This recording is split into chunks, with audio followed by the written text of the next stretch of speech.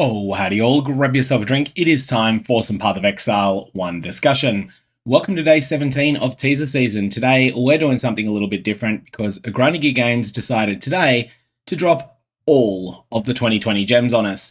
This has been one of those things we've been waiting for a little while, and it has finally decided to come out. But we're going to have a whole bunch of things to discuss here. All these gems are out. They're on the Grinding Gear Games official website, and we're going to be going through them. These will be my first thoughts. I haven't really taken a substantial look at these yet. I thought I would do that on stream with people so that you can see my warts and all initial thoughts of exactly what is going on. Meanwhile, I'm just going to make sure that everything is set up on the stream. If you're watching this after the fact, hopefully I will be able to jump forward a minute or two here while we just make sure that everything is working properly. Because one thing that is always complex is streaming on YouTube. Something always goes wrong. Now, what we're doing as well at the moment is having a quick look to see if there's anything that really jumps out. There's a couple of big things that have changed here. So for instance, kinetic rain is miles worse than it was originally going to be spoiled as. But there's also a whole lot of other things to look at here. Anyways, let's get into this. Looks like everything is working with everyone here, and so let's jump in to these gems. Firstly, we have Conflagration. Conflagration at gem level 20 and 20 quality. This is going to fire a whole bunch of arrows up into the air. Now, notice that this is 35.6% of base damage, so this is terrible base damage, and it is going to cause arrows to rain down upon the affected area, dealing area damage on impact, leaving the arrows stuck in the ground for duration. If you move close to a stuck arrow, it'll explode, dealing area damage and applying a fire dot debuff, as well as causing other stuck arrows in the range to also explode. Now, 3022 damage, I believe that's pretty high. Let's just compare that to what's another DOT skill that's reasonably similar? Toxic Rain. Toxic Rain deals a different type of damage, but I think the numbers are much lower on Toxic Rain. I think that stacks though. What about Caustic Arrow? Let's have a look at Caustic Arrow for comparison. And so this is dealing about a 55% more damage than Caustic Arrow does, but it's got additional hoops to jump through. So it's kind of requiring you to mess around quite a bit to get this to work. 100% of initial physical hit damage converted to fire damage. Because 3022 is a big number and 35.6 is not, this is very much a DOT skill. This is something that you definitely want to have the arrows fire, land in the ground, and see what happens there. Now, arrows after the fall first fall within a base radius of 3 meters, impact base radius 1 meter, base explosion radius is 2 meters. And then the explosion deals 80% more damage with hits and ailments, so 35.6 times 1.8, you're sort of looking something of the order 60% there, base damage, again, still not very much. Ultimately, all of this is going to be about that fire dot. And I'm just thinking of other explicit fire dot skills you might want to compare it to. I historically would have always compared it to Righteous Fire, but let's go Searing Bond. Your big issue here is that you're using a bow, so bows are not going to have very many gem levels in comparison to what you can get on other things. It's less damage than Searing Bond does. Granted, Searing Bond is kind of messy. It's like Searing Bond has quite a bit of delay in dealing damage usually, but ultimately, I'm not sold on these numbers. I'm not sold on these numbers because even though this is a bow tag gem, so you can get +3 on a bow, it is only +3. You're not getting more than +3 on a bow. So, yeah, this is something that I am not sold on. Explosive Arrow is a comparison people are suggesting in chat, so let's have a look at... This is often, the thing is, Explosive Arrow is often played Ignite as well, isn't it? So it's, yeah, it doesn't really compare to Explosive Arrow because that is solely an Ignite skill. I was thinking Explosive Arrow also had a dot component, but the dot is just the Ignite. So that's going to scale very differently. It is correct, is correct in chat that this is a fire damage over time effect as opposed to an Ignite. All Ignite is fire damage over time, but not all fire damage over time is Ignite. So think of this more as Scorching Ray. Maybe actually Scorching Ray as a comparison to make here. Scorching Ray is very clunky to use, so you'd expect it to do more damage. And this is dealing So you get +7 stages, so 5.9 times 780 damage. Yeah, Searing Bond. Scorching Ray is doing more damage than it, but Scorching Ray also has the nerf to fire resistance as well. So, all in all, Conflagration, I am not sold on this mostly because of the scaling vectors available to it. There'll be ways to scale this, but the pieces are just a bit clunky there. And Mitchell Bomb in chat is mentioning that there is the prospect of this sort of having two different layers of damage. You've got the initial hit, which can then ignite, and then you also have, well, Burning Ground in the case of Fire Trap, which is a comparison that's used, but also with Conflagration, you have the Fire Dot effect. That is definitely something that you could consider. The problem is that the base damage is so low that I'm not really sold for scaling this I'm not really sold on this. So, that's my thoughts on Conflagration. I'm going to move on to Thunderstorm. And for those of you that have just joined, yes, this is a live stream rather than my usual approach of doing premieres. You can rewind and you can also speed up a YouTube live stream. So if you've just joined at this point, you can go back to the start. We're only 6 minutes in. You can just go at 150%. You'll catch up in 12 minutes or so. Thunderstorm is next. Now, this is the one that fires an arrow into the air to land at a targeted location. On impact, deals area damage and creates a thunderstorm which blinds enemies within it. Entering the thunderstorm will cause it to gain stages, and leaving it will cause it to dissipate. Leaving the storm when it's at its maximum stages will cause it to explode, dealing damage and triggering Thunder Burst. Thunder Burst is a triggered version of this. You must use this skill yourself. No proxies, no totems, traps, mines, or other objects that use skills for you. So they're very, very, very determined to make this solely a non-proxy direct skill. Again, this is a bow-based skill, and it's 60% lightning conversion, base damage of 125% at standard attack speed. That is derisory numbers there so far. And then we have fires one arrow, modifiers to number of projectiles do not apply, base radius 2.3 meters, maximum 3 thunderstorms, gains 1 stage per 250 milliseconds you're in it, up to a maximum of 4. So this is basically a payoff for standing still, holding your ground for a full second. 30% more AoE per stage, and then it dissipates if you leave it early or 1.5 seconds after reaching maximum stage. But then the explosion, it deals 300% more damage. 300% is a lot of more damage to have on this. And then we're going to actually have to zoom out a little bit here. Projectiles pierce all. This is the Thunder Burst aspect. This is the thing where it fires off a number of projectiles, and that number of projectiles is 7. They're fired in a circle, and they pierce all targets, 60% conversion. These are only doing 139% damage, but they do have 40% more area damage. So we're looking at that's of the order 195% damage, and you're going to need to, essentially, you're firing an arrow into the air, you're running to where it lands, or potentially you're firing it on top of yourself. You're waiting a full second, then you're running away. And your payoff for this, I am not sold on these numbers. I am definitely not sold on these numbers here. I just don't think it's got the... I just do not think that it's got the anything really going for it at the moment. There's plenty of other good things that both skills have got, and this does not feel like one. Less duration is coming up as a suggestion here, so yes, you could... This would be really good with less duration support, I believe. And unless it's... Is it considered a duration? No, actually. Thunderstorm gains 1 stage per 250 milliseconds you're in it, up to a maximum of 4. That's not actually a duration. So that's sort of nasty. Yeah, I am very unsold on this skill.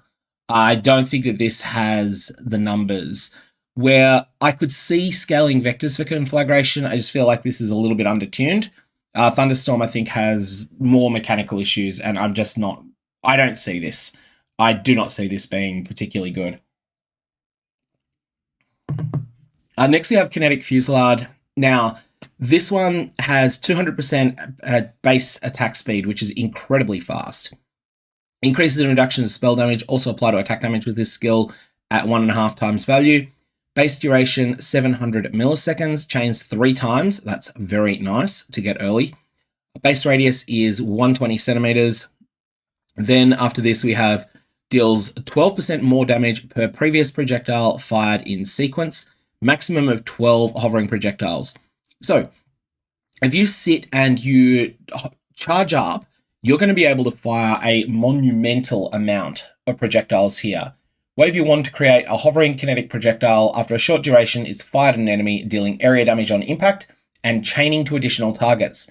Using this attack again will reset the duration for all hovering projectiles. Multiple projectiles fired in sequence will attempt to target different enemies. Cannot be directly used by traps or mines. We're seeing a lot of things here that are preventing the use of any sort of proxies, and that actually makes a lot of sense on kinetic fusillade. So here we're looking at a fair amount of damage, but it's a really weird setup here where this feels at first like it's a single target skill, and then you realize, oh wait, it'll target other projectiles. Now, it attempts to target different enemies, but I think if you've only got one enemy, this is just going to attack the one. So this feels like it's something very versatile. It's like, if you're dealing with a pack, then this is going to fire at different enemies, but we don't really have any... we have area damage on impact, but what is the area? That's the big question. 1.2 meters. So this feels really good, I think. I feel like this is a really, really good skill here. People are letting me know in chat there's been additional patch note updates. I might just have a quick look for those in my other browser and then bring them across just so that we've got that information to discuss when we get there. Let's bring that into let's consolidate these two things together. I'll have a quick look at them now. Was there anything later added yesterday? No, there was not. There's gold. Oh, they fixed my divine font bug. Excellent. That I'm actually glad about, and I'll talk about why in a sec. That I'm actually really happy to see, because that was going to kill off one of the special labs. And that has been my campaign to get that happening, which is probably annoying people, but that's the reason it's been done. Anyways, just getting back to kinetic fusillade now, and let's go through here. We've got 1.2 meters is moderate. The fact that this is automatic chaining, plus 3 chains, I really want to see what this looks like at lower gem level. I really, really want to see what this looks like at lower gem level, because this is the sort of thing that it could be really good earlier in the campaign when monsters' density is lower. And I also feel that this really perfectly fits in for the weaknesses of Somatic Shell. Somatic Shell is looking really good in general, but it has genuine weaknesses, and Kinetic Fusillade fills in those weaknesses perfectly. So this one actually is quite interesting in my mind. I think that this is definitely doing a lot of cool and interesting stuff there. So that is something that I'm keen to experiment with, honestly. I feel like this is one where the numbers look good. The fact that it chains, it's gonna hit a lot of the screen, but you are going to want attack speed with this. This is going to be one that you want Lightning Golem on. Let's put it that way. I'm thinking Elementalist here. Good questions come up in chat on YouTube, which is, how would Fork work with this? Generally speaking, Fork applies before chain. So, firstly, you use up every pierce that you've got. Secondly, you use up every fork that you've got. Third, you use up every chain you've got. So if you've got fork support on this, or if you get fork from some other source, it's going to fire its projectile. It's going to then fork. And if those actually impact something successfully, which they may or may not do, then they'll start chaining. Generally speaking, I would like that. Generally speaking, I think I like that. Yep, I think I want fork on this. I think I want fork and no other damage projection supports. Your additional projectiles. How do additional projectiles work on this? Is this going to work as well as I think it does with additional projectiles that are found on the tree? Like, there's only one wand attack projectile on the tree. But if you can get additional projectiles, this feels like it's really strong with them. So that is definitely something that this is interesting me. Let's put this one down as a I want to definitely play around with this on an elementalist, and it will definitely be an elementalist. One more thing I need to check here: the stat requirements on these. I just want to verify that they are pure int. So this one is pure int. I just want to verify that there's nothing that has a heinous dexterity requirement, because that's something I'll need to be aware of with my plans. I am now shifting. I was previously wanting to go some sort of Ignite Elementalist that takes the nodes. What do you call those nodes? The Armory S Mastery. That sort of defensive archetype. I'm now going to shift to a Ghost Stance, a Ghost Shroud style Elementalist setup. That's going to be my plan here.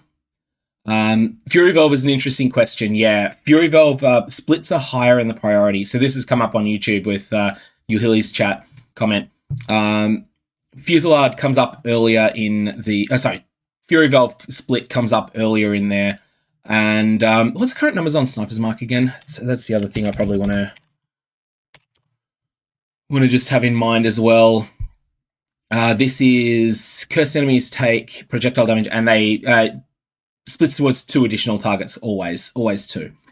So yeah, I haven't played a, as you can see, I haven't played a build that is playing with, playing around in the projectile space for a little while. Last league, I was primarily focused on other things. This is, yeah, I definitely like the thought of this. Just the screen coverage on this seems like it's good, but it's screen coverage that's coming alongside reasonable damage. That's my feel. And it also is going to be really good when you just got to get to single target. If there is only one monster on the screen, this is going to be good. Now, let's talk about where this is going to be terrible, right? There is one scenario where this is going to be awful, and that is where you're dealing with multiple... You've got multiple targets, they're all tanky, and only one of them is threatening. In that situation, Kinetic Fusillade is going to actually be terrible because it's going to spread your damage. You want to focus down a particularly dangerous monster.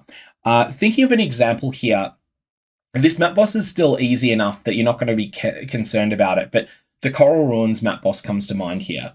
Coral Ruins has this thing where, you know, there's a bunch of bosses, and one of them, any damage that's fired at it is a waste, and you've got to basically kill all the minor ones. The other one will be Maven's Invitations. This is going to be bad in Maven's Invitations because normally there is one thing that is a high priority to take out early. So if we take the Formed, for instance, in the Formed, the Hydra is by far the most dangerous if you're playing anything that's ranged. So if you had full agency, you would be focusing down the Hydra with everything. With this, you're going to end up spreading your damage. You're going to be spraying it to all sorts of places. So that's going to be one of the issues. It does chain. That is a good point that people are pointing out in chat that, yeah, it does chain. So that mitigates that. It's going to depend upon the number of monsters. But anyway, this is something that I'm definitely playing around with this. I want to give this one a shot. Let's also check, when does this come online? So Fusillade. And this is coming online. Siren's Cadence, that is the entrance to Mavale, correct? I think this is the entrance. This is the entrance to Mavale. Or is it? Yeah, this is the one that you get at gem level 12.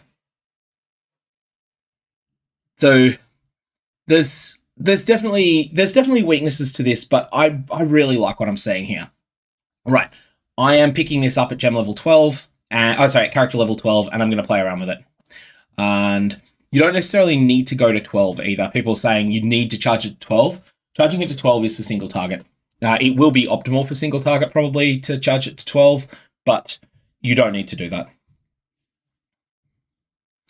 And yeah, lots of damage, hitting multiple targets, actually exploding when it hits targets. This is something I'm hyped for this. And okay, Kinetic Rain. This has been like, there are times that a skill gets teased and it's too good. There are times that a skill gets nerfed a little bit after being teased because it's too good. And then there are times that it gets taken out the back and shot, and then the corpse is dug up and shot again. I believe what might have happened to Kinetic Rain is the latter. This thing is not looking very well. So this thing is getting... they did say they were moving some of the damage to anomalies, and the anomalies do quite a bit of damage, but that is delayed. There is going to be 30... Like, the maximum of 30 anomalies, I think, is going to be really painful on this. And I'm not willing to call it dead because I don't know what the delay time is. So the skill is triggered when projectiles from Kinetic Rain explode. This does feel like it's going to do a lot of damage.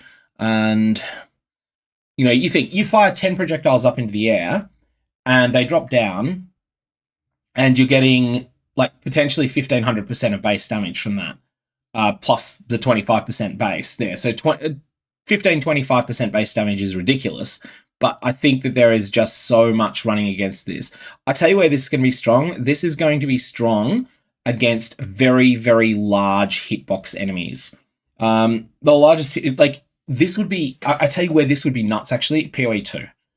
POE 2, where you've got bosses that can be the size of that thing in Act 3, the big wall, the living wall boss. Something that's that big, or Doriani in Act 3.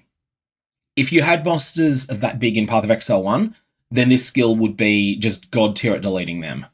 But ultimately, this is very, very, very niche other than that, I think. I'm not sold on this because of the delay, unless you had absolutely staggering amounts of damage. If you had a Meritier Wand, I could see Kinetic Rain just being ridiculous anyway, like just because it has so much screen coverage. It might, although that said, you do also have KB at that point. So, yeah, basically, this might have boss killing applications, but it's just going to scale so much with the boss's hitbox size. And I can't. Can anyone think of a farming strategy in Path of Exile 1 where you're actually focusing on large hitbox bosses only? I'm not sold on that.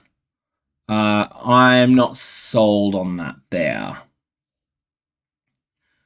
Next, we have Kinetic Rain of Impact. So this is the initial strike. This is the initial strike component. Sacrifices the anomaly mechanic. This, however, is looking a bit better. So we're looking at 120% attack speed, 135% attack damage. So that is, what do they multiply together to? That's 162%. And you swing your wand, cause a number of projectiles to rain down within a large area in front of you, directly targeting the locations of enemies in the area. Locations will be shown with markers before they fall. Each projectile explodes when hitting the ground, dealing area damage. This is Kinetic Rain that was teased, essentially. This is looking fine, right? This is doing this is good damage. What's the numbers on Kinetic Blast at the moment? Kinetic Blast. Oh no, the number's actually a bit lower than KB. I feel like KB wins. Does anyone dispute that? Does anyone dispute that KB wins out of these two?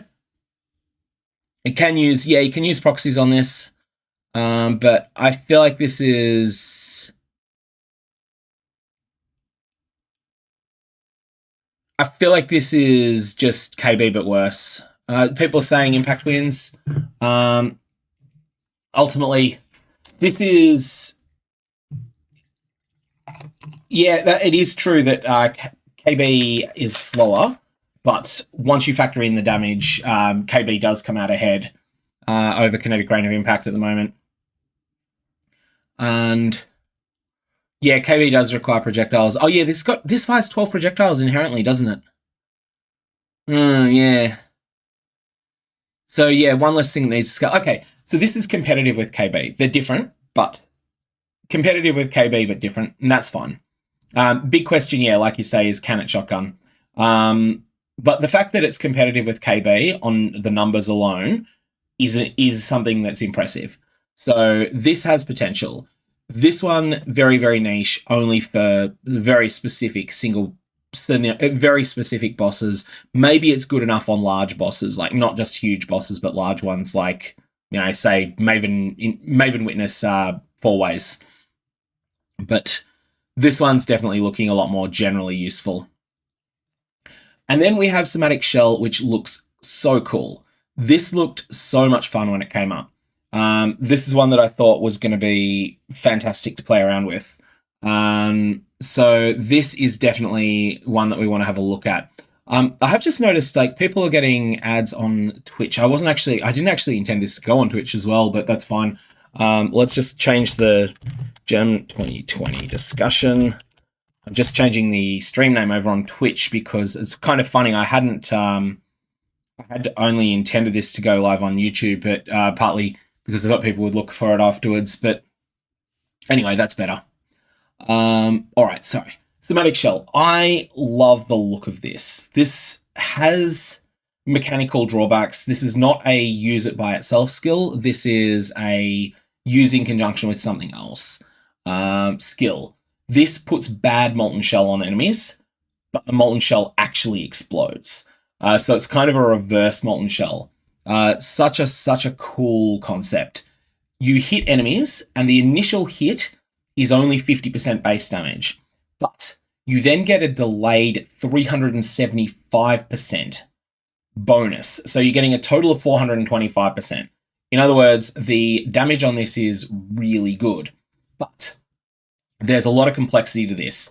So the way it works, you fire a damaging projectile from your wand, it aims itself towards an enemy automatically for you, it applies a shell to the first enemy struck. Damage from hits against that target is taken from the shell first. If fully depleted, the shell will explode, dealing area damage and firing a projectile at another target to apply a new shell to it. If multiple projectiles are fired by an exploding shell, only the first one to hit a target can apply a shell. Increases and reductions to spell damage also apply at 150% value. Base duration 5 seconds. Damage from this skill cannot be taken from shells, so Somatic Shell cannot deplete its own debuffs. When you do cause them to explode, 750% more area damage. So actually that's 425% at that moment. So a total of 475%. And it's a 1.8 meter radius, which is big. Damage taken from hits is taken from shell before life or energy shield. Shell can take 6,214 damage before exploding, and presumably that's substantially lower at lower gem level. Shell cannot be reapplied to the same target for 200 milliseconds after the explosion. Maximum 6 somatic shells. Projectiles fired from explosion can apply no more than 1 new shell. So this is going to be very, very heavy damage, but it's something you need to weave in with other skills. So this is the sort of thing that says, hey, I want to go +1. I want to go +1 button on my build in order to get a huge burst of damage. I feel like the obvious skill to pair this with is either Power Siphon or Kinetic Fusillade, whichever feels better. Power Siphon is going to hit everything that's being targeted by a somatic shell that's encased in a shell. Those monsters are all going to explode because Power Siphon will hit hard enough, at least assuming that you're not over-leveling your somatic shell for where you are in progression. And then you're just going to get all these explosions from these things, and you're going to get further propagation. So the playstyle works like this. When you're dealing with trash monsters, Power Siphon is your skill. You use it as a 4-link. When you are dealing with unusually tanky but not remarkably tanky monsters, so we're talking like a magic pack, particularly a magic pack that's got a tank mod on it, fire at somatic shell first. Then go Power Siphon. Power Siphon's going to cause that shell to go boom and to spread it to new targets. Then you Power Siphon again, boom, sort of spread it around a little bit. And then you can start throwing in new somatic shells afterwards. The other thing is that you can get a huge amount of extra hits here. And of course, yeah, you can use Kinetic Fusillade instead of Power Siphon. I think that's going to come down to personal preference. I'm going to start out with Somatic Shell and Kinetic Fusillade, I think, but I'm also going to have Power Siphon as an option. What level is Power Siphon available? This is Power Siphon's 12, right? Yeah, it requires gem. It's character level 12 as well. What is the one skill that's what is the wand attack skill that comes online really early? I can never remember it. So skill gems usable with wands. It's KB. Oh, the horrible one. I mean, it's functional. You should just be able to make it work. I might just force it through Act 1. I'm not going to enjoy Act 1 though. If I'm going gems, otherwise I could just use spells until then, and then shift over. But yeah, somatic shell, the damage, like you're going to get multiple hits of these 425% on a lot of things. Connect bolt with prismatic strike is a good idea. That's Guitarholic's suggestion over on Twitch. That's definitely something that could be used. So yeah, somatic shell, I feel like this is going to be one of those things that people who like multi-button builds, like I tend to do, are going to like this. But it doesn't feel like it's so good that you have to play it, but it does feel like it's going to feel like a power boost when you drop this out and get it chaining through a pack multiple times. Interesting point someone's making here that, yeah, somatic shell is proxyable as well. Like there's a bunch of these can and can't be used by proxies. Like you've got here, these, for instance, kinetic fusillade cannot be used by traps and mines directly, but you can have a whole bunch of other things going on with whether you proxy things or not. Somatic shell can be. So you could conceivably, could this work? No, totally. I don't really see very many. I don't see very many ways that this would be useful, because you want this to do maximum damage probably. And after this, we have Wall of Force. Wall of Force is 9-second cooldown with 20% CDR on it. So that is 7.5 seconds cooldown. But because of the way that that's structured, it's a bit worse than a 7.5 second cooldown, because additional CDR is going to have less impact than it would otherwise. Wall is 6 meters long, 17 projectile collisions in it. And I feel like this is kind of bonkers for things that, like, as long as you can, the fact that you can only chain to the same side of the wall is really significant. The fact that this does block pierces, this is actually really good that this blocks pierces, because pierces come before chains in the hierarchy. So this will allow you to fire a projectile at the wall. It will then consume a chain, but then it can pierce afterwards, or it can fork afterwards. So if you've got both fork and chain on something, this is definitely something that's going to be... It is something that's definitely worth your while considering here. This is... I feel like this just requires playing around to see how it feels. I'm also very curious as to what the numbers in this are like at lower gem levels as well. I'm assuming that the number 17 gets nerfed considerably, but like, you know, it might be 8 at gem level 1 and then sort of scale up to 17 at gem level 20. But that might create a situation where it actually feels terrible at low gem level, but then might be worthwhile later on.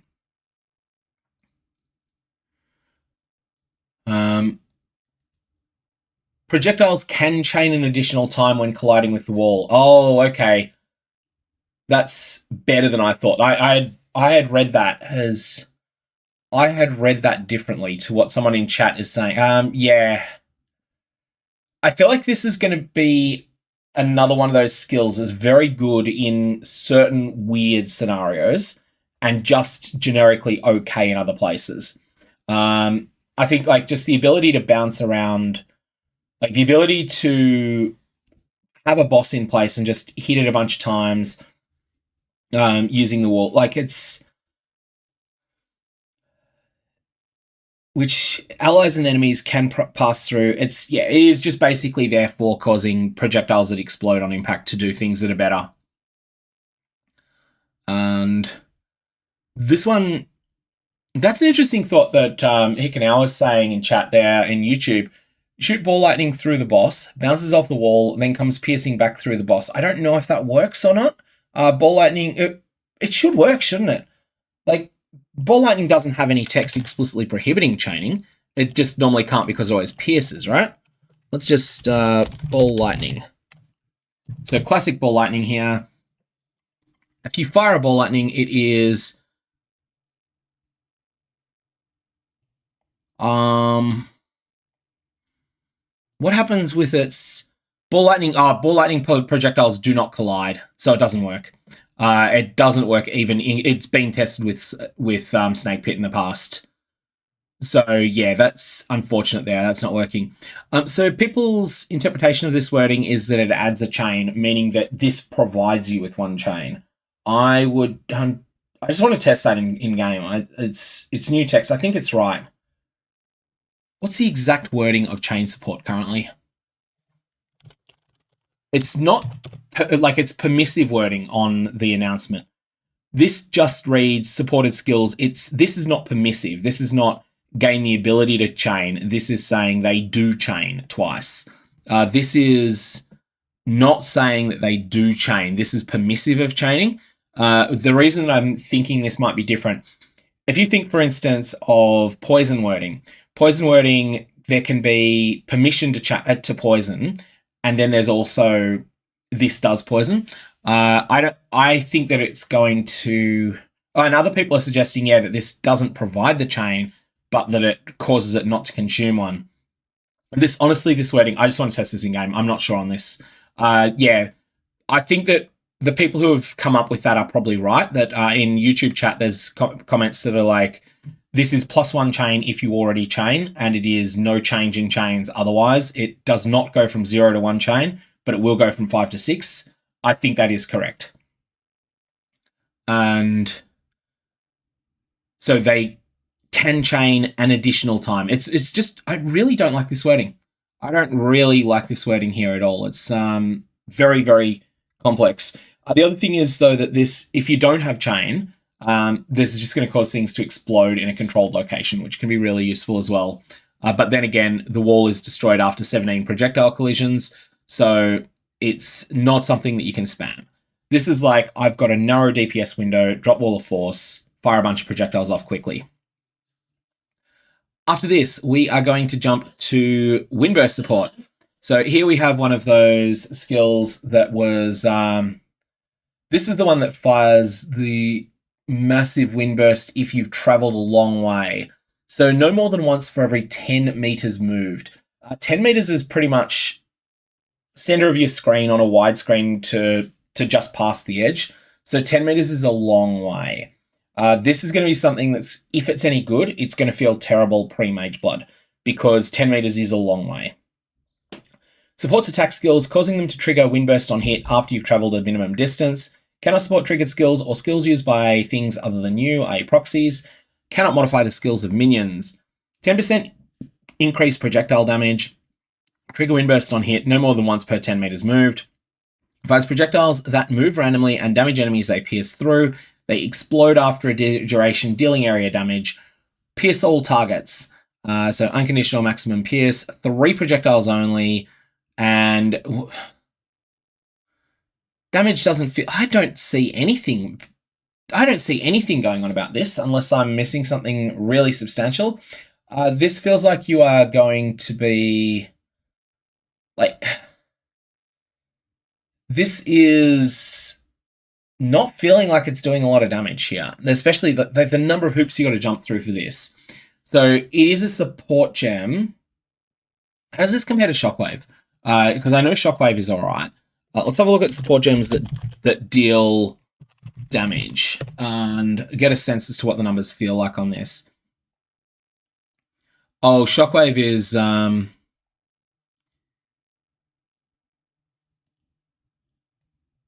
yeah, here we are. Shockwave skill. That's what we needed.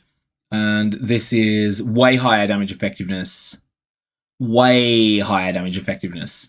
Shockwave is asking you to jump through less hoops, and I just feel like this is not really doing much unless I'm completely missing something here.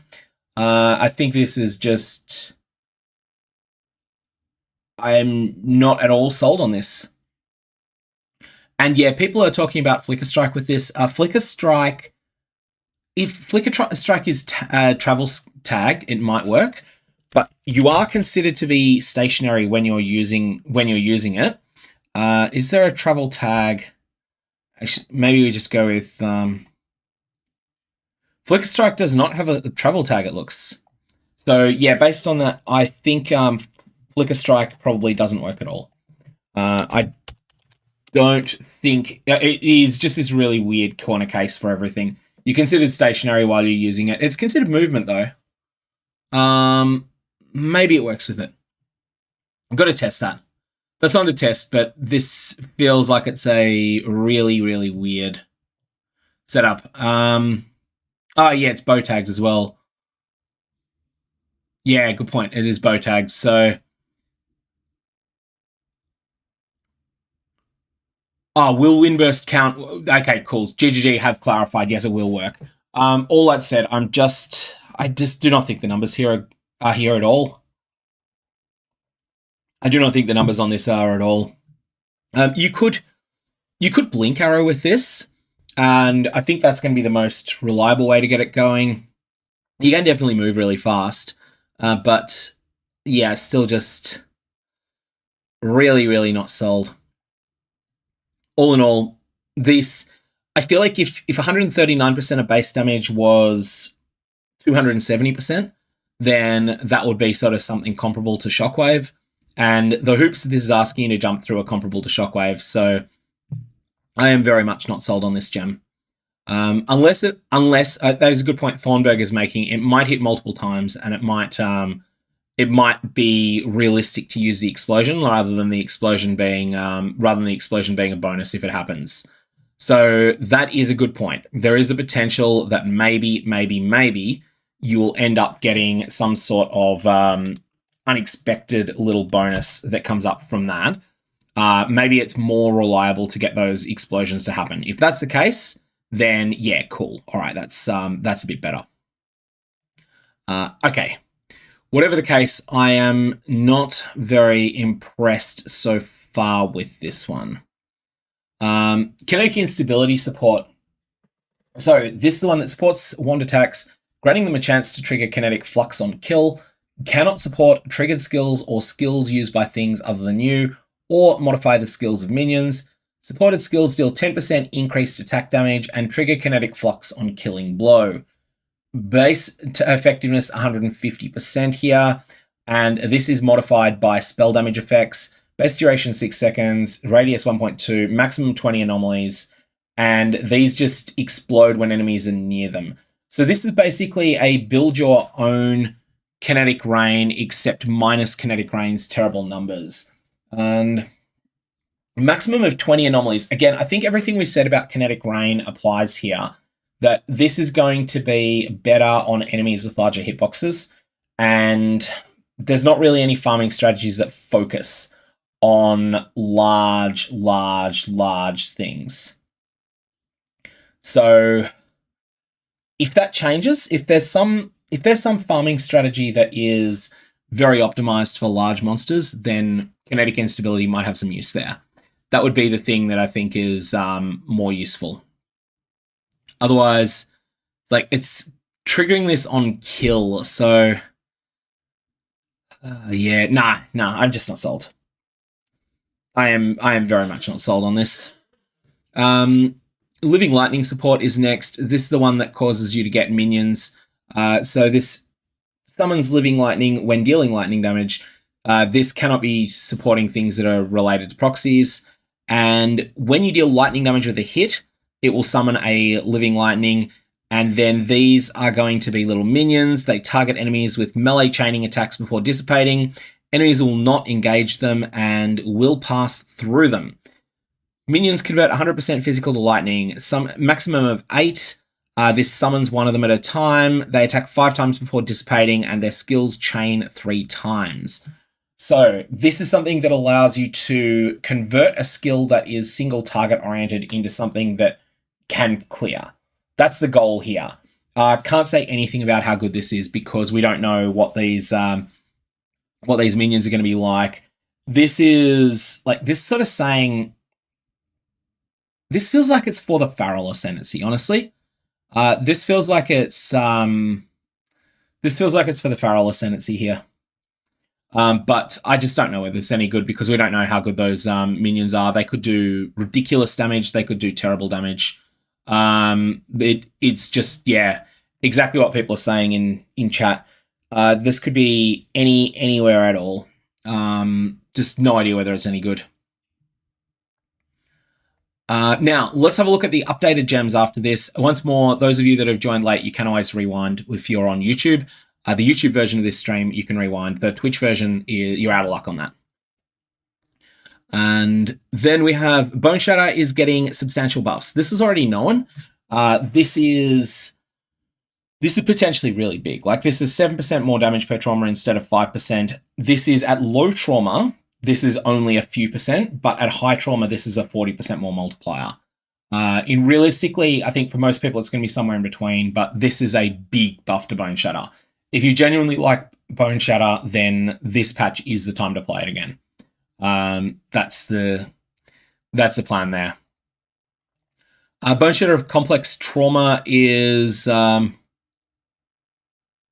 added physical damage rather than added attack physical damage. Why have they changed that? Is there a particular reason for this change? They're just changing the wording there. That's all it seems. Chainhook of Trothus. This is getting a bunch of extra damage. It is still very, very niche, very, very bad. Corrupting Fever, no real change. Exsanguinate, we knew. This is getting 15% more. I am moving away from Exsanguinate in my plans. I am going to be shifting over to the Wand archetype. So I am going to be experimenting. Initially, I'm going to go Kinetic Fusillade and Somatic Shell. If it turns out that they're bad, well, we know Power Siphon is good. So that's fine. We definitely have a few things there that are going on. AR is asking me to talk about the lab fix because I actually campaigned for GGG to fix this. So I will talk about that in a sec. Yeah. That'll come up once we go through all the gems. Exsanguinate of Transmission. This is also 15%ed. That is good. This is the dot component one. All of the actual fizz dot components, they're really quite solid on Elementalist. Elementalist has got a lot of things there. Infernal Cry, no change. Like, this is another one of those nothing changes. Reap, we already knew. This, again, the fizz dot components are getting buffed there.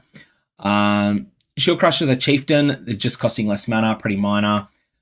Sunder of Trothus, I tried this, didn't like it. The damage isn't there. Volcanic Fissure of Sneck, we knew this was coming up. The main change is actually not the 50% more AoE. The main change is the targeting behavior that's changing. So, Volcanic Fissure of Snaking, some people are saying it is dead. I think it is a playable but mediocre slam skill now. So, if you want to play slams, you should be playing Earthshatter this league. Earthshatter is really good. If you do not like Earthshatter, then you can play Sunder, and Sunder will be fine. If you do not like Sunder, and you do not like Earthshatter, then you can play Ground Slam or Volcanic Fissure of Snaking or Classic Volcanic Fissure, and they will all work. They just won't be as good. And you can also play some of the build-around slams like Consecrated Path of Endurance, or just Consecrated Path in general. So there's a lot of things you can play with slams. I think their goal here is to make it so that the people who like the slam archetype don't harmonize onto one gem. The thing is, they are going to all converge onto the one gem, and that gem is going to be Earthshatter. And there is also Ground Slam. There's a lot of things that are going around here.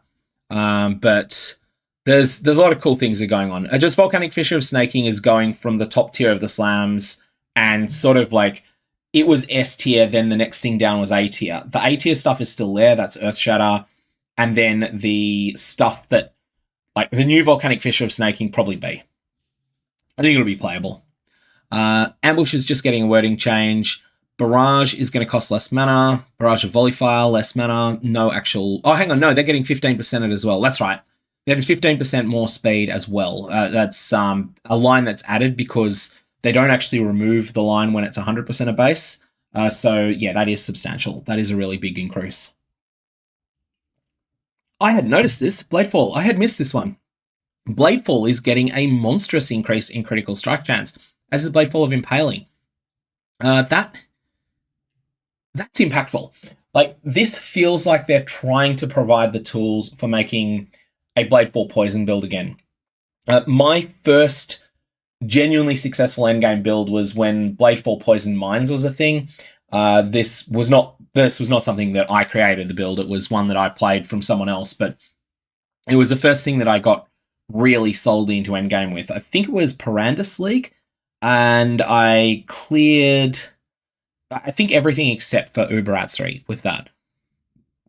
And it definitely was a really, really strong setup at the time.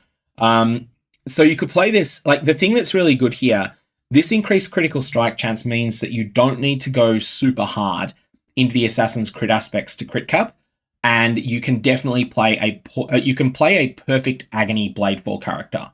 Perfect agony Bladefall poison. There is the tools for that in this patch. So there's a whole lot of cool stuff that's coming on there.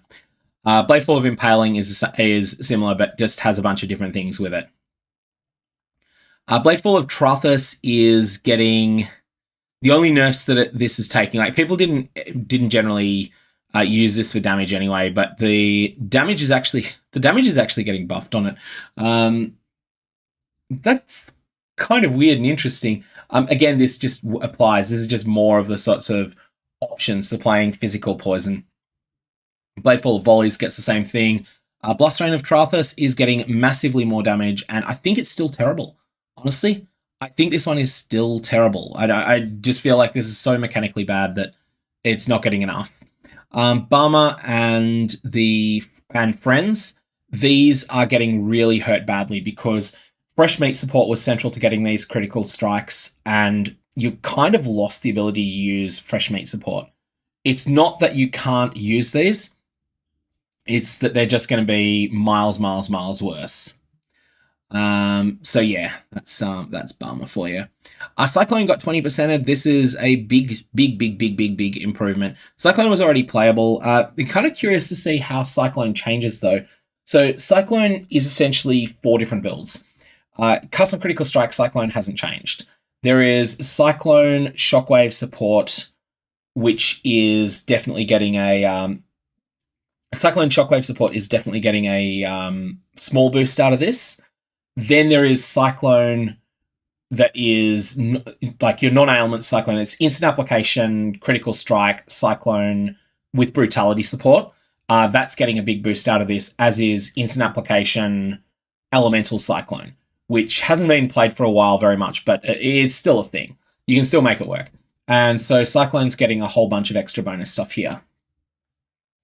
Quality nerfs are changing on this, where they, I can't remember what the changes, but ultimately, and Cyclone of Tumult was also good, yeah. So basically, Cyclone, if you like the Cyclone playstyle, this is a good league for it, but you might want to forget the traditional sort of wisdom people have that you always go Shockwave on it. You can still use Shockwave, but it's not something that you are required to use. Elemental Hit is getting a bunch of extra radius and attack speed. Like, this is getting monstrous buffs. No one uses this because it's a close range strike skill, and it has some damage propagation, but it's a weird skill, but it just doesn't quite get there. But they're trying to make Elemental Hit melee into a thing. Like, this is a strike skill that I feel if you can solve damage projection with it, this is going to be really good. If you can solve damage projection, this could be really, really strong. Now, Econk is interesting. So Econk was the single best way to level last league. They are really, really gutting it for leveling, but it was so good that even losing a third of its damage is still going to be fine. That was when you were not using any of the charges. If you do have charges, though, that you can use on it, then it's not losing any damage and potentially even gaining some if you're able to constantly feed it with flask charges. Very, very interesting skill overall, and I think this is still very fine. Like, this is going from S tier leveling to probably A or B. It should still be fine, and it's also going to have have more in-game applications now. There's lots and lots of things here, and yeah, the key thing is that you're going to have a problem when you aren't. Well, you're more dependent on finding one of the flasks. That's the other thing. That's one thing. And on top of that, you are more dependent on being able to keep the flasks charged. Explosive Concoction of Destruction. This is doing this gaining. This is also having the same effects, basically, exactly the same thing. The key difference here is that this is getting critical strike multiplier from Ruby instead. Otherwise, it's pretty much the same still. After this, we have Mirror Arrow Bombarding Clones. Yeah, so Balmer again. We were talking about that before. Poisonous Concoction. I was a bit more my initial reaction was that this is dead as a leveling skill.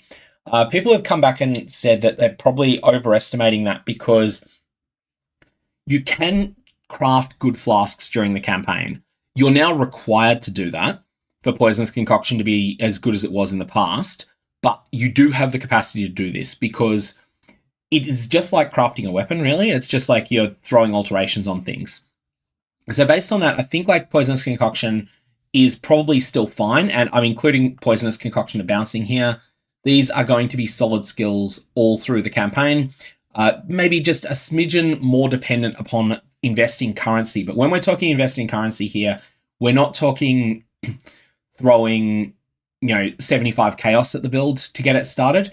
We're talking throwing 20 alterations at it. And you'll find your alterations yourself.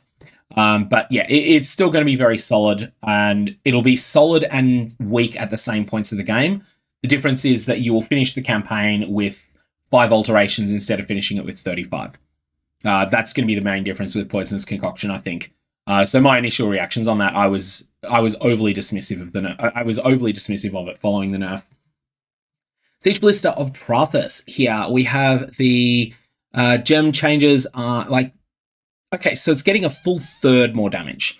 That's a lot, but this is just such a weird skill. The problem with weird skills like this is that a lot of the investment you're going to be making on a bow build is going to be in attack speed. Then along comes Siege Ballista of Trathus as a niche role player skill that you drop down in order to fire at a boss, and all of that goes out the window. What you start wanting instead is totem placement speed instead of attack speed. And you don't get rewarded for the investment you've made in your character and in your weapon into attack speed. That's one of the problems with a bunch of these Trathus gems, that they take an aspect that is central to the way the character is built, and then they don't use it, but that's a supplementary skill. Blade Trap has a similar problem, actually. Blade Trap can't really fit into other builds. You have to go all in on it. And Siege Ballista is not something you can really go all in on it. So that's that's my initial thoughts on that. Spectral Helix is getting buffed, but not very much. I am very glad Spectral Helix is not back to when it was completely and utterly bonkers. It is getting a meaningful buff. It's getting like 9%. People that like the skill will play it, but people like me that hate it will not feel compelled to play it the way that we did back when it was actually OP.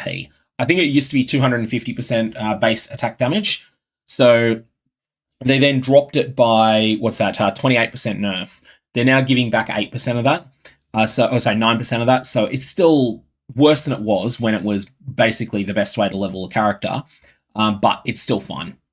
This should be absolutely fine. The reason I don't like this skill being good is that it is such a polarizing playstyle. I loathe this skill. I absolutely loathe it. There are people that genuinely like it. These people are wrong, but they exist. And fair enough. They're allowed to like it. They're allowed to be wrong. But Spectral Helix is definitely not something I ever want to play again. Spectral Helix of Trathus is next. So this is one of the trap ones, isn't it? Damage is going up. This is one of the things that works in conjunction with Blade Trap as well. Like, there's one of the few things, like, you get Blade Trap of Greatswords in particular that had nothing that it could be worked with. So this is one of the things that can be used as a primary skill alongside Blade Trap of Greatswords as a big cooldown skill. And it's like, it needed a boost. I still don't know that it's got it. Also, side note, these Trothan gems are going to drop from counter thaumaturgy heists that have gem chests in them. Those are phenomenal. If you're ahead of the curve, assuming those chests are not nerfed, they are absolutely ridiculous. If you can get into high level contracts on day one and grab those gem chests, you're going to find a huge bundle of tier 16 quality and above gems, and you'll just be able to list them on asynchronous trade, and you're not going to have to worry about how hard they are to sell. I think there's going to be absolutely bonkers. What I will do, if I get to high level heist really fast, then I'm just going to sit in there running those counter thaumaturgy heists, sniping the actual heists themselves off trade, going and running my own maps when I have to for them, and I'm just going to list quality gems, and when I've got a full tab, I'm just going to dump them in a merchant tab, and I'm just going to dump everything in at 10C and see what happens. But I think a lot of them will sell because people want their own gems early on. So yeah, whole bunch of things there. Spectral Throw is getting a buff. It kind of needs it. I've never been happy with Spectral Throw. There are people that like this skill more than I do. With Spectral Helix, I don't respect people who like that skill. Sorry, if someone has defended it in chat, but I do not like Spectral Helix. Spectral Throw, I can understand people liking it, but I have never liked it myself. And it's getting a bit of a boost to attack speed, which I think is what it really needs. This is going to make it less horrible to start a Scion as well, which is something I really like. After that, we have Spectral Throw of Materializing is the ridiculous one. This is the one that only deals damage on its way back, deals monstrously more damage than base Spectral Helix. But it needs to be not 226% of the damage on return that Spectral Helix does. This needs to not be 340%. This needs to be like 480%. At 480%, you might jump through the hoops that are involved, but there is no damage in it for a while. I do love my comments about gems being objectively wrong to like. Definitely in YouTube chat, we got someone coming up and going, people who love heist are wrong. And yeah, okay. There's definitely differences of opinion on things, but Spectral Helix, no. Just, ugh. Spectral Throw of Trathus is another one of the another one of the things that is basically a Blade Trap meets Spectral Throw. It's a cool skill. I don't think that the numbers changes on it are enough. Projectiles that have PS deal 20% more damage is good, but I don't think it is. I don't think it's sufficient. Storm Rhino the Conduit. This is getting a kind of giga buff on this. I've never played with this skill, so I'm not sure if that's anything relevant. But it's going from 410 milliseconds to 300. Now, that is a very substantial boost there. I'll have to have a look at that one there. And then we have Storm Rain of the Fence is getting 25% buff to its damage. Again, like these alternate quality Storm Rains, they may actually end up being useful now.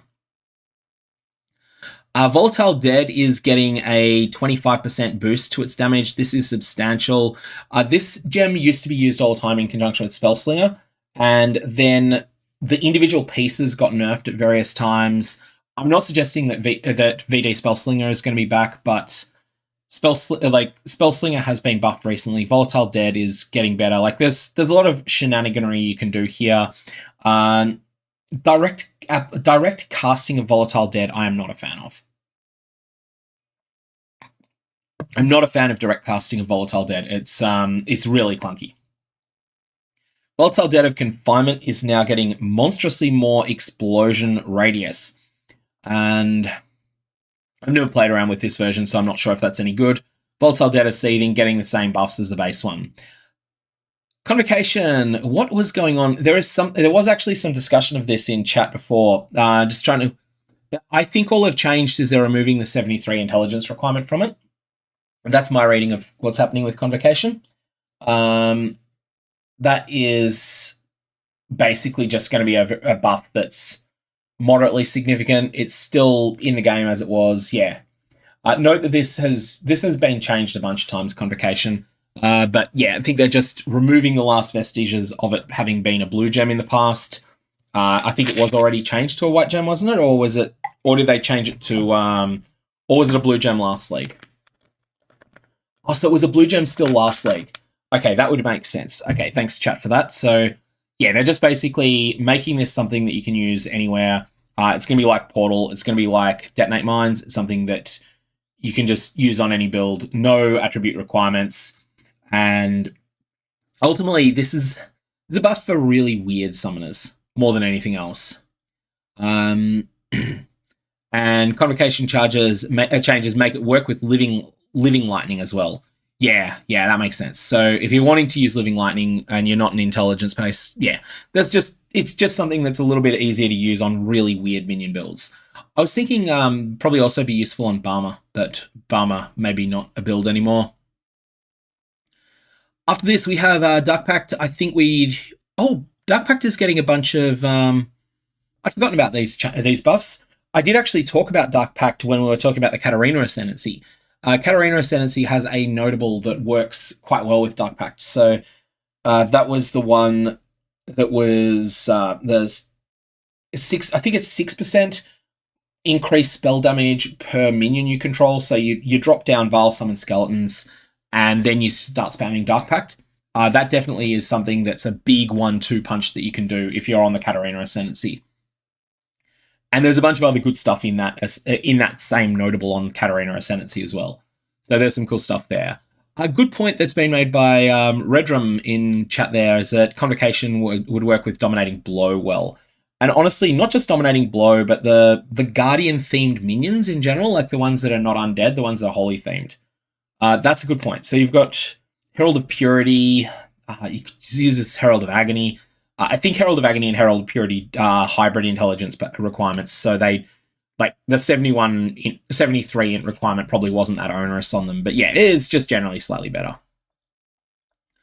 Dark Pact of Trathus is something that is getting buffed, but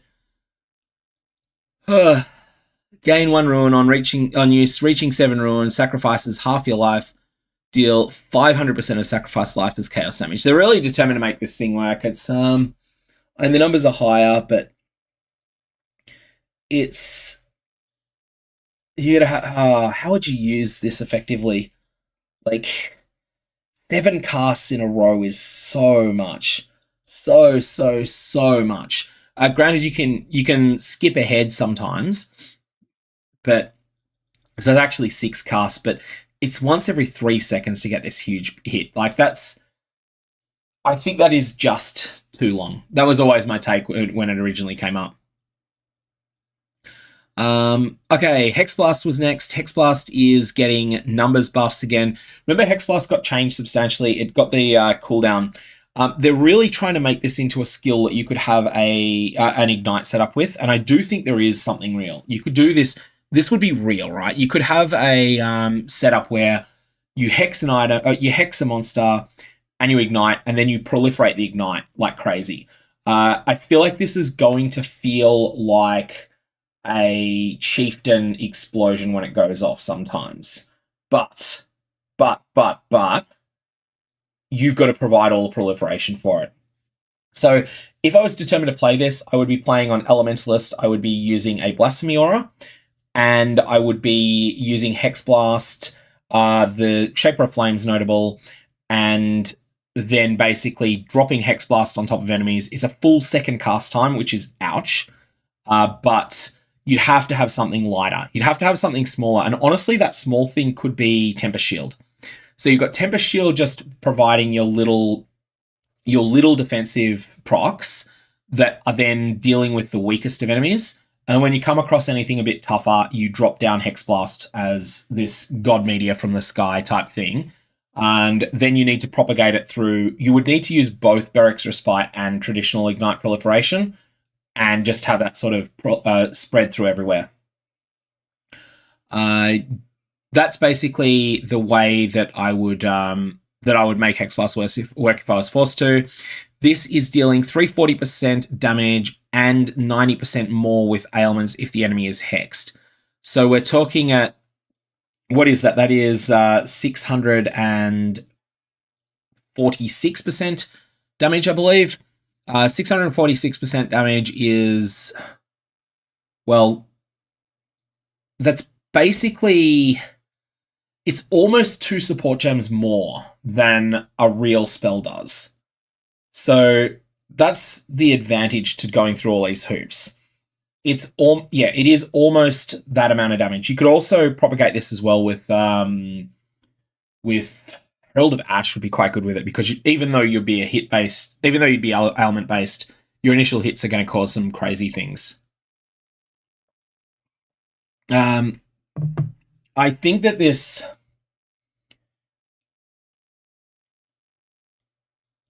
I think this is almost getting me to try it out with the cooldown. Having spent a bunch of time playing a skill that has a much more restrictive cooldown this league, Elementalist Eviscerate Ignite. So Elementalist Eviscerate Ignite it's a 4-second base cooldown. I think you do reduce that a bit, but you also have the targeting requirement. You need to have recently been hit you need to have recently blocked.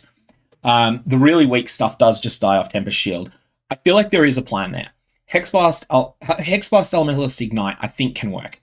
I think there are the tools for it now. The extra damage is just, it's a lot. It's almost an extra support gem that you're gaining over what it had before. So yeah, that's kind of cool. Hexblast Contradiction is even more damage on it. So you would absolutely use Contradiction in this context as well. You wouldn't use base. Hexblast of Havoc is a totally different skill. It's going to come up in chat. It's like, yeah, you would go Hexblast of Contradiction on this setup. It'd be a 4-link, and unless it's your 6-link that you drop on a boss once, then you extend it with Defiled Forces. Honestly, Defiled Forces is essential for this. So people may not know how this works. If you've not played a modern Ignite build, this is ridiculous, right? It removes elemental ailments from you when you cast a curse skill. That's a bonus. That's not important. It refreshes the duration of your ignites, chills, and shocks on enemies that you land a curse on. That is absolutely bonkers. Absolutely bonkers there. So what you do is you drop one monstrous cast of Hexblast, and in that sense, it's kind of like playing with Val Flame Blast. In fact, what are the numbers on Flame Blast? Traditional Flame Blast, that is. And also, if people can hear anything in the background, it's weekly rubbish removal happening at the moment. So we have 90% added damage, 60% per stage. So this is, basically, Hexblast is now fully charged Flame Blast for purposes of Ignite. Fully charged Flame Blast for Ignite. That is how much damage Hexblast is going to do, and actually more on Contradiction. So based on that, I think this is, like, Flame Blast was already playable as a skill. Could this be a single target skill for Elementalist Righteous Fire? Absolutely. Dustin for Greatness on Twitch is asking that, and I think absolutely. If you're playing Elementalist Righteous Fire and you've got the Ignite set up, then yes, this could work. You're going to have to wait a long time, but it's, you'd have to check whether you've got enough gems, though. That's going to be the tough thing. It's like this is definitely something that, like, I feel Hexblast of Contradiction, the numbers are there, I think they're there now. So yeah, lots and lots of potential damage there if you wanted something a bit different. I would definitely want to be playing that on a very tanky Elementalist, though. You would not want to be squishy with that setup. And getting a question in YouTube as to where you'd find the comparison data, just go to the GGG official homepage and you'll find it pretty quickly. It's the top item, the new and changed gems. KB of Clustering got 13%. That was already playable, so this is going from playable to good with this, and KB of Clustering is also picking up probably the single best use case for the new Runegraft of Recompense, whatever it's called, the new version of that. In fact, let's bring up the Runegraft of Recompense. Runegraft of Refraction. This is now fire at most 1 projectile, skills chain plus once, and projectiles fork. Honestly, I feel like this is going to get used a lot. I feel like this is going to get asked a lot. Legacy 8K on Twitch is asking, isn't Hexblast Mines OP? No, that interaction has been broken badly. Completely destroyed, that interaction. It used to be OP, but they changed the way Hexblast works. They made Hexblast do much more damage, and they applied a cooldown to it.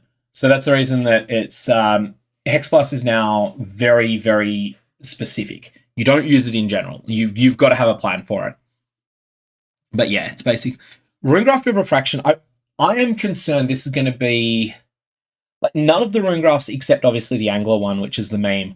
That we suspect that's 1,000 times rarer than the others, but the others are like, they're all 1 to 2 to 3 rarity.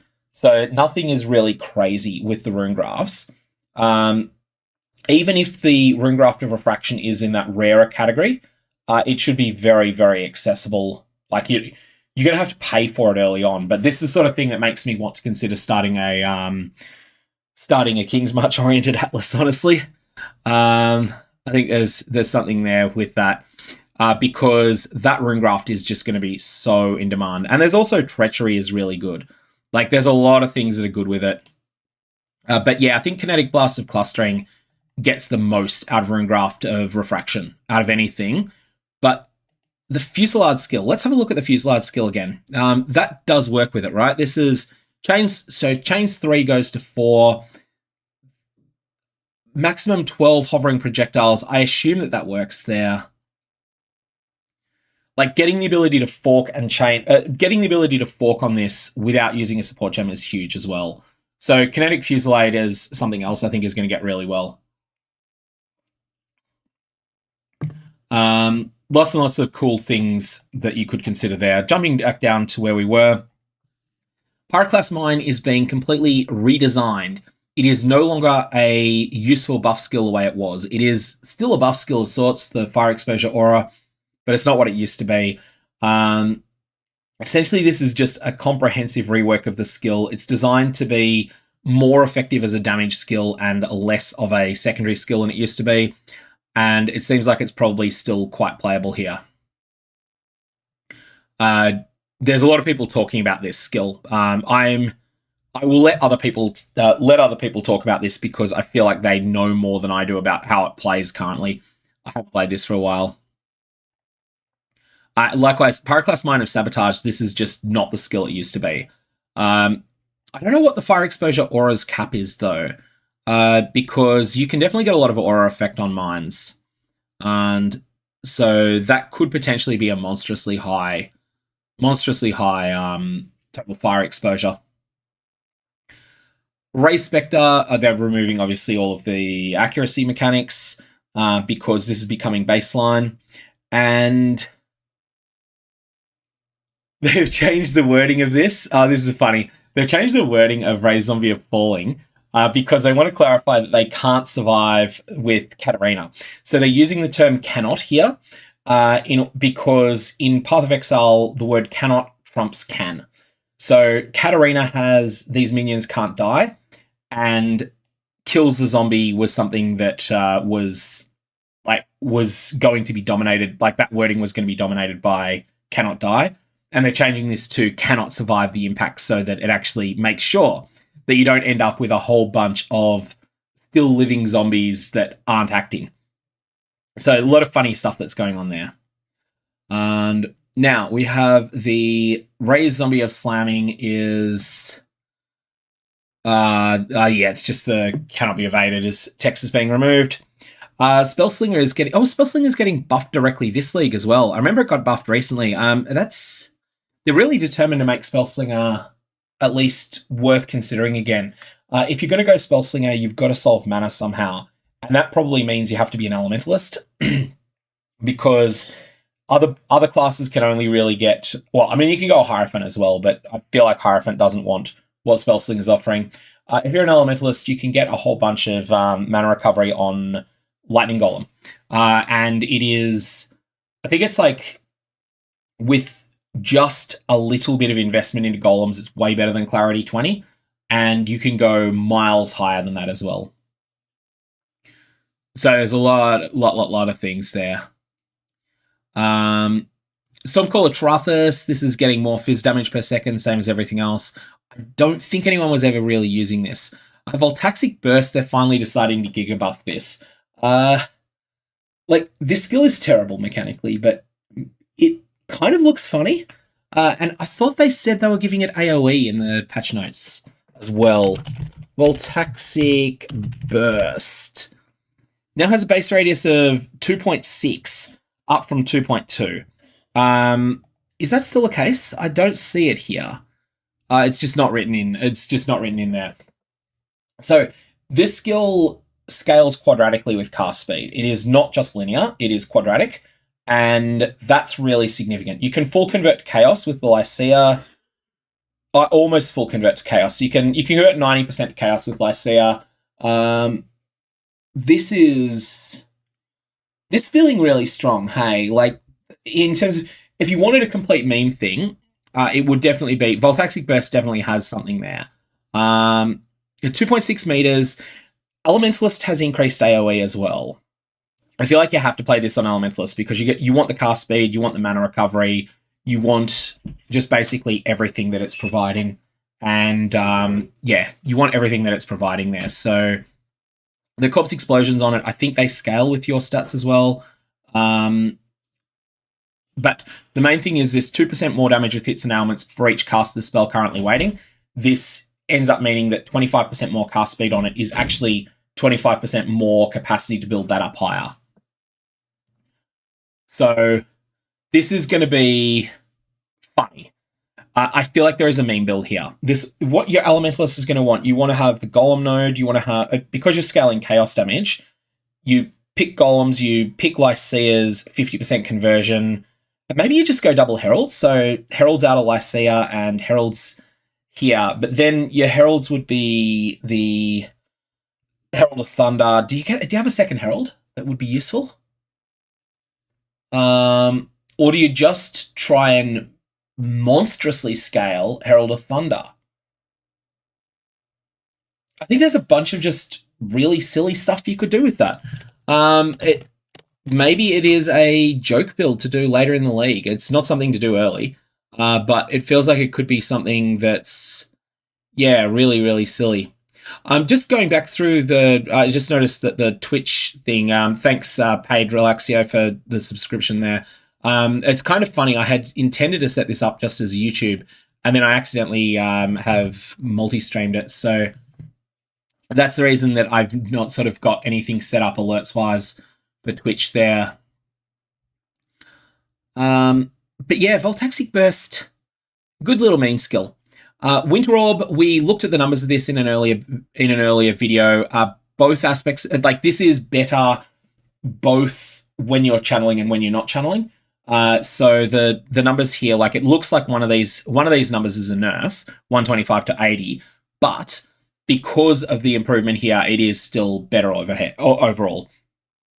Basically, this is just strict out. This is a strict buff on Winter Orb, and Winter Orb also gets a lot out of the Elementalist Ascendancy as well. Val Reap is next. That's already known. Val Cyclone is still terrible because it's mechanically awful. This is just the same, mirroring the improvements to Spectral Throw. Corrupting Cry is getting 15%ed. I don't think that's enough. Sadism support is still terrible. This is, like, actually terrible still. It's not getting enough. It is not getting enough. It is not close to getting enough there. Archmage support is having added mana cost versus base mana cost. I think that is just a wording correction on Archmage support. I think that's what it is there. I think it is just a wording change, not anything more substantial. Energy Leech support. This is getting really, really gutted. Energy Leech was one of the things that made Trickster really good, so this is another part of the Trickster Ascendancy getting hit hard. And then we have Hex Touch support, which is getting buffed because by buffing this, they can undermine how well it interacts with Bladefall of Trathus, which is funny. So question of why is Sadism support so bad? It is reducing the duration so overwhelmingly much that it is, like, absolutely crushing of the duration. Sometimes you're willing to take a drawback in order to get a benefit, but in this case, Sadism support will look phenomenal in Path of Building, but in the real world, you are reducing the duration by such a monstrous amount that your ailments fall off really fast. It's the sort of thing that will also just undermine your damage propagation for most of the ailments. So you would have for Ignite support, for Ignite setups, you're going to lose the ability to propagate them. Ultimately, Sadism monstrously reduces the amount of damage you do per hit. And it would be okay if they had the numbers a bit lower. Oh, someone mentioned that Archmage has actually got a meaningful change on it. Sorry, let me just clarify here. Gain base mana cost. It is not an added mana cost. Okay, so I was wrong with my first thoughts on Archmage. I didn't realize exactly what they were doing here. This is overwriting the mana cost of the skill. In fact, this means Archmage support, correct me if I'm wrong, Archmage support now allows you to function, if you've got very, very little unreserved mana on your character, you can use Archmage support in place of where people use, what's that red support gem? I'm having a mental blank on the name of it, but it's the one that reduces mana cost, Inspiration support. If you use Inspiration support here, Archmage support is now, like, you could replace that with Archmage support if you don't have very much unreserved mana, and it's just going to replace your mana cost with 5% of maximum unreserved. That's going to decrease a lot of costs. Like, I think this is going to replace Life Tap in a lot of situations if you've just got a small amount of mana recovery.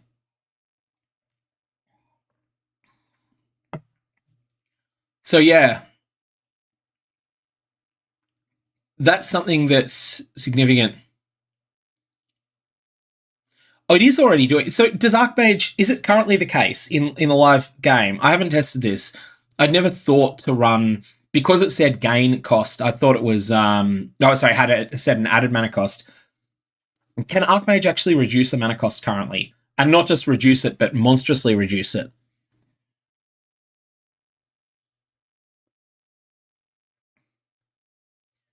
People think it's a wording change and not a functional change. Okay, that's entirely possible. Maybe it doesn't work that way. All right, well, whatever the case, something to test. If you find yourself in a situation where you're forced to use Life Tap on something, just see if whether Archmage would work instead. If it's just making it more clear, then that's fine too. But it's just something to keep in mind as an option. One of the things I like about doing this in a stream is that you can. There are things that you miss entirely. Like I would have just sort of read this and just skimmed over it quickly. But there are things you miss entirely, and you can actually brainstorm what exactly it means. But yeah, back on sadism support, because people are still talking about this in chat. It's 70% less duration of ailments, and they deal damage faster, means that if you have a 10-second ailment, it now gets compressed to like 1.6 seconds. So let's just go through with these numbers. Let's say that your ailment was going to do 1 million damage, and it was going to do that 1 million damage in 10 seconds. So it's 100,000 DPS. What sadism support does is it nerfs the damage from 1 million damage down to 300,000 damage, and it causes that 300,000 damage to take place at 198k DPS instead. So you're only looking at 1.5 seconds or so. Now, in some situations that's positive, but in the real world, as soon as you're forced to run away from the boss for whatever reason, which happens all the time, no matter what boss you're fighting, you're going to end up losing your damage immediately. So you're going to instead go, okay, when you hit this monster, and I'm going to just stand my ground and spam at it. In those situations, sadism support is really high damage, but it's also, it's going to run out. And it only scales linearly with other sources of this stat, which you don't have very many of, but in practice, most of the ailments are too short for this. Even with Cloak of Flame increasing the duration, I do not like sadism support. It is still too short. And that's with Cloak of Flame being something you might use defensively on a build anyway. And even then, you're still, like, if you're able to face tank things, you don't need more damage. You're going to win the fight anyway. So yeah, I'm never sold on sadism support. I would always rather something that doesn't have, like, you can get the same effect with Swift Affliction, but the drawback is not quite as excruciatingly bad. And yeah, I just feel like the numbers on it are too bad. If 70% less duration was 45% less duration, I would consider it. That's the situation I would consider it then in that case. It will give you more damage. It always looks good in POB, but it plays terribly. And usually it's one of the first things you would do is just remove that from a build to make it feel better. Okay, so let's jump into the changes that were taking place. People had asked me to discuss the lab change because, as I said, I had requested Grinding Games fix this. I had made a bug report on it and all that sort of thing. So, fix the bug where Divine Font crafting options, and this is specifically the... this was on Corrupted Gems. This was very specific. This did not work on Val Gems. This worked on non-Val corrupted gems, and it was only transfigure from one gem to the same gem. Every other craft gave you an error message saying does not work. So the way it worked, if you had a 2120 Cold Snap and you put it into the Divine Font, it would become Cold Snap of Power. If you had a 2120 Cold Snap and you tried to do any other craft on it, it would not work. And if you put in a 2120 Cold Snap and it was a, what do you call it? And it was a Val Cold Snap, then it would not work either. The intention here is that Dedication of the Goddess is special. Dedication of the Goddess is the hardest of the labs. So it's really going to make those labs a lot better than they were before. Ultimately, Dedication wasn't worth running at all. The crafts that are found in the Dedication labs are weird. They are, as an example, it is, what's the unpopular Penance brand? There's Penance brand of Dissipation and there's Penance brand of Conduction. So let's say that you start with a Penance brand of Conduction gem. If you have a corrupted Penance brand of Conduction gem and you put it into the Divine Font, the choices it will give you will be 3 blue gems that are transfigured, but they'll be, so you'll put a transfigured in and you'll get transfigured out. There is also a craft that is non-transfigured in, non-transfigured out. So you might put in Cold Snap and then get out Viper Strike. No, it'd be the same color, so you'd get back generic Penance brand. The thing that's really significant here is that this is going to mean that there is going to be much more interest in gems, in like unusually good gems, which there are a few sources of. Now, if people want a particular farming strategy for this, there are a number of divination cards that award 21, 23 gems. So there is the Hook for Transfigured, there is Terrible Secret of Space for Transfigured, there is the Bitter Blossom, there is the Trap Gem, I can't think what it's called. There's a 21-23 Trap Divination card. In Trade League, you could trade for these and then run Dedication Labs with them and just get something that is remotely meta adjacent and listed for sale. These gems are not going to exist very much otherwise. And that's going to be really solid there. It's quite different to what exists at the moment. But the key thing is this is going to mean that the Dedication Lab is no longer dead.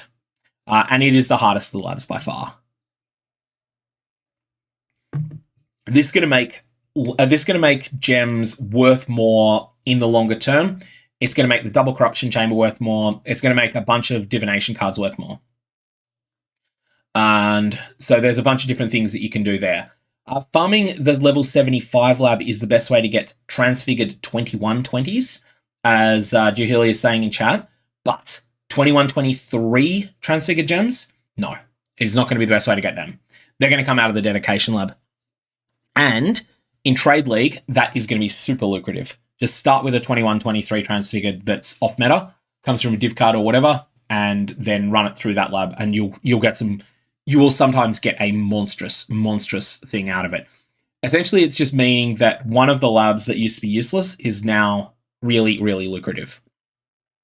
The other changes that we've got here, we've got 15% more gold dropping, and also much more than that from Harbinger, Legion, Ultimatum, Abyss, Expedition, Bestiary, Affliction, and Harvest monsters.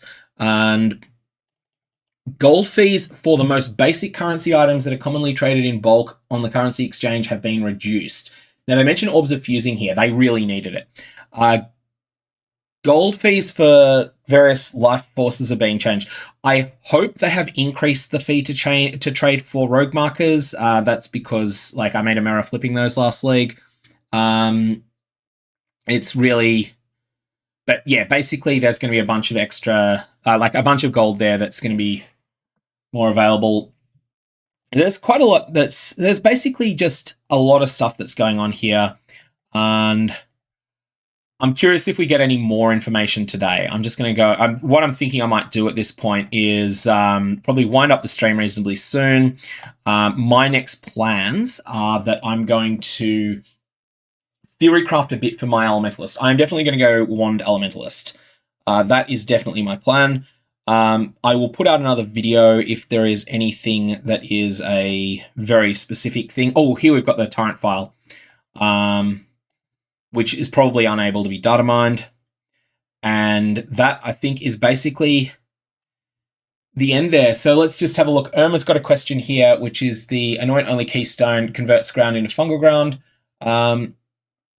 What happens if you have both conversion of your consecrated ground into fungal ground and into profane ground? One of those two effects will be deemed to be the one that's dominant, and I don't know which. Yeah, so anyways, I think at this point, let's leave it here. I am going to, get some of theory crafting, and then I will indeed be up at 6. Well, I'll be up a lot before 6 a.m. tomorrow. 6 a.m. is when the servers go live here, but I think I want to patch between 3 and 4 and see where we go with that. But basically, I think there's a lot of cool stuff in the gems. My personal highlights out of this, we're not in the... We've got to go back to the gems page for that. But my personal highlights here, I'm liking the numbers on Somatic Shell. I don't expect everyone will like this playstyle, and I'm really liking the numbers on Kinetic Fusillade. This is the thing that is really jumping out at me that's as the most interesting here. But, yep, I'll catch everyone around. For those of you that are on YouTube, I'm just going to end the stream there. On Twitch side of things, though, I might have a look and see who else is online currently and maybe do a raid somewhere over there. Let's just change my audio settings so that I don't end up blasting their audio on everyone. And let's have a look, see Path of Exile category. Let's have a look, see if there's anyone that we can go and jump into. Why don't we go and raid Khan? I haven't raided Khan in a while. So thank you all. Let me just get this. It's CARN. So /raid CARN_. Hopefully I got that right. Thank you all. May your Valorbs have interesting results on Twitch, and then I will close down YouTube soon after that as well.